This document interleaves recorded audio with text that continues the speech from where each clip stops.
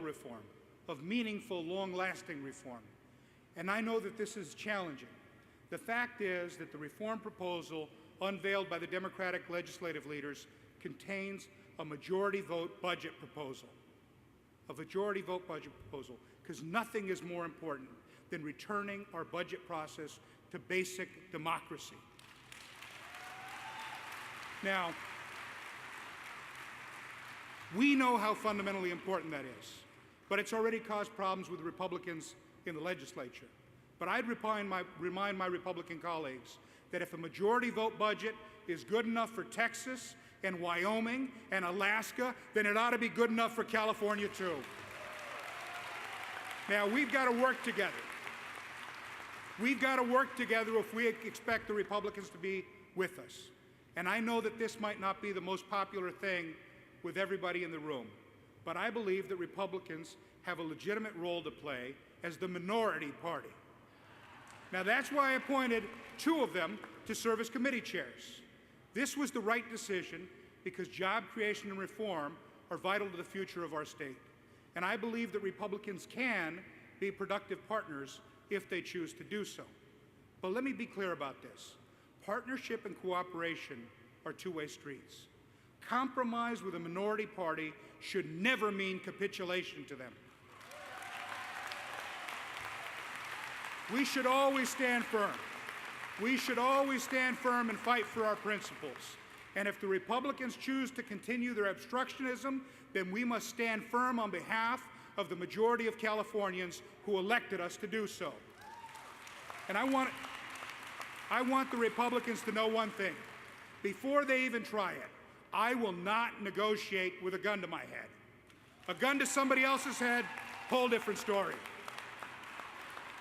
Now, the decisions that we're making in the coming weeks and months will reverberate through California for decades, and they must reflect the democratic values that we have as Californians.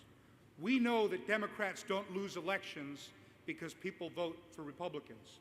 We lose elections when Democrats stay home. And make no mistake about it, the fanatical, never say yes, obstructionist wing of the Republican Party knows that fact very well. If we let them, they know that they can delay, detract, and dissemble their way into power. If we allow them to get away with this, then that would be a very tough year for California. A Republican victory would be tragic for California, and we can't let it happen. It would be tragic when people are sick and can't afford treatment, and the Republicans say, "That's a shame. Hope you feel better." It would be tragic when hardworking students find out they can't afford college, and Republicans say, "Too bad, your parents should have planned better."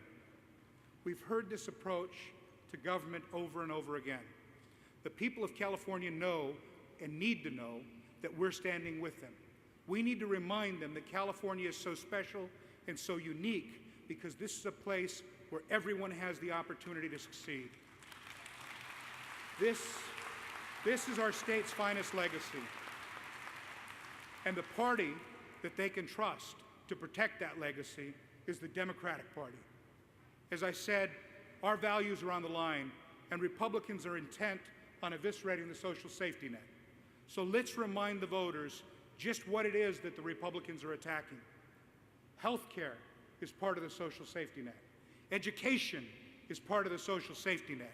A quality job at a decent wage is part of the social safety net. A clean and majestic environment is part of the social safety net. And the respect and acceptance of one's community is part of the social safety net. This is why we fight. This is why we're Democrats. You know, I grew up in a California where almost no Latinos had served in state office.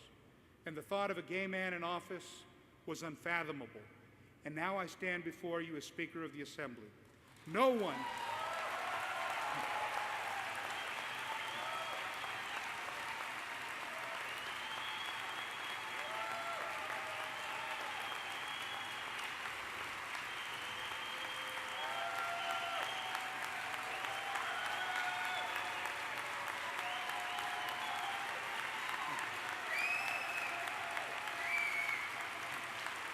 Thank you. No one can tell me that there are limits to what's achievable in California. That's what makes our state so special. I know that we've been through some tough times in the past few months as Democrats, but in the last few weeks, we've shown what democratic values look like. And we've shown what happens when Democrats go on the offense in defense of those values. Now's the time to push forward, to continue showing the people why they were right to trust us in the first place. We must continue to build on the progress of Jesse Unruh and Willie Brown, of Phil Burton and Nancy Pelosi, of Barbara Boxer and Dianne Feinstein, of Jerry Brown and Barack Obama. The Republicans have more money than God this year, and they think they can buy this election. But we're going to show them that there's one thing more powerful than money in politics, and that's grassroots Democrats. That's grassroots Democrats. And when we win this year, it's because of you, because you stood up and fought back, because you knocked on the doors and dialed the phones, because you registered new voters and engaged the older ones, because you are what makes this party great. The decisions that we're going to be making in the coming weeks and months are going to reverberate throughout California for decades. The future is in our hands, and we have a lot of work to do, so let's get to work. Thank you.